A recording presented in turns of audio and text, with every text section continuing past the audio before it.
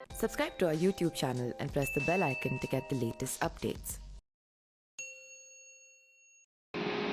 नमस्कार, मेरा नाम पिंटू सिंह यादव है और आप देखना शुरू कर चुके हैं न्यूज़ लाइव। दोस्तों, जैसे कि आपको पता है कि पूरे देश में 4 राज्यों के विधानसभा चुनाव होने वाला है और उन विधानसभा चुनाव को लेकर सबकी नज़रें जो है लोगों की टिकी हुई है। इस कड़ी में आपको पता होगा कि राजस्थान की बात कर लें, छत्तीसगढ़ की बात कर लें, मध्य प्रदेश की बात कर लें या फिर मिजोरम की बात कर लें, इन 4 जगहों पर चुनाव होने वाला है और माना जा रहा है कि 3 जगह पर भारतीय जनता पार्टी और कांग्रेस के बीच में कड़ी टक्कर हो सकती है।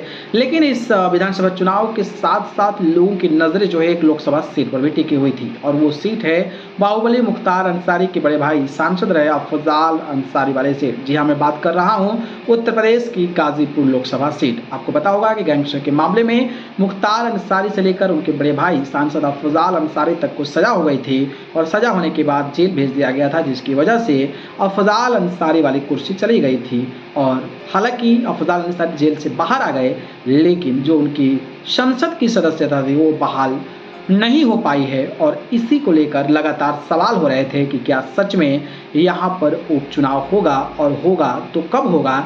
लेकिन अब लगता है कि सीट्स को लेकर एक बड़ी खबर सामने आ गई है।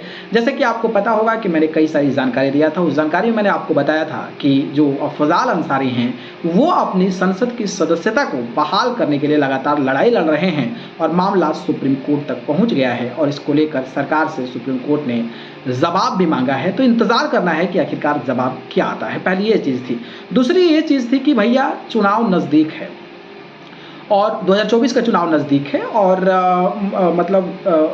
स्टार्टिंग ऑफ जैन फैब में जो है वो आचार संहिता होता है वो लागू हो जाता है।